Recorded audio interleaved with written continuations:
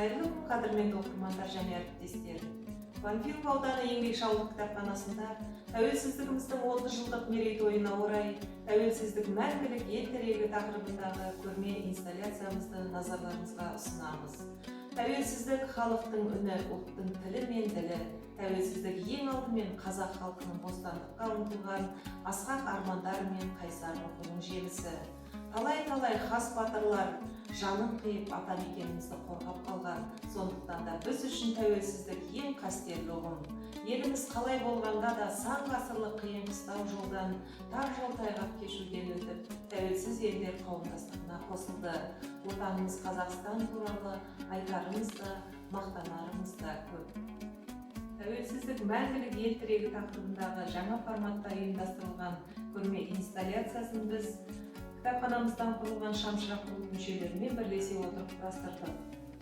Жалпы көрме инсталляциясы дегеніміз бұл басылымдардан жасалған қайталанбас кітап шығармасы. Сонымен қатар адам мен кітаптың қарым-қатынасы жайлы философиялық ой қазынасы болып табылады. Бұл инсталляцияның негізгі мақсаты оқырмандарды кітапханамызға тарту. Сонымен қатар кітап қорындағы әдебиеттер арқылы ұлттық мәдениетіміздің тамыры тереңде жатқанын ұғындыру, егемендік алып, бүкіл әлем мойындаған мемлекетке айналған ел екенімізді насихаттау болып табылады.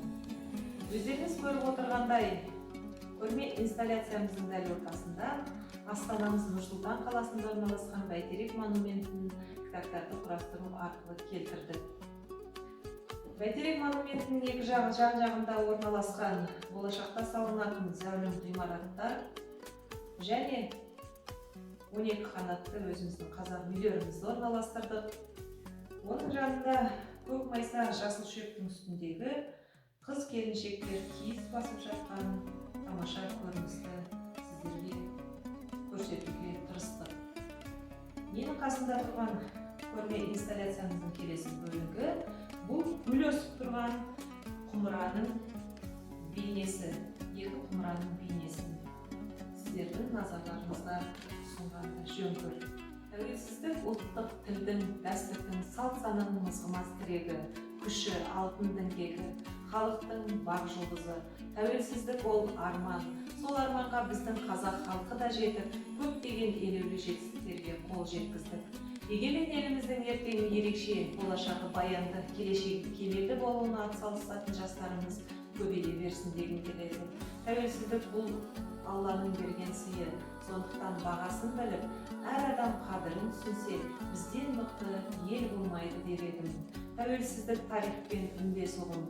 Егемен еліміздің сан ғасыр жүріп өткен биігі, әрқашан көк туымыз көкте желбіреп, қыран елдің қанаты талмаса екен. Еліміздің еңсесі биік, тәуелсіздігіміздің тұғыры берік болсын.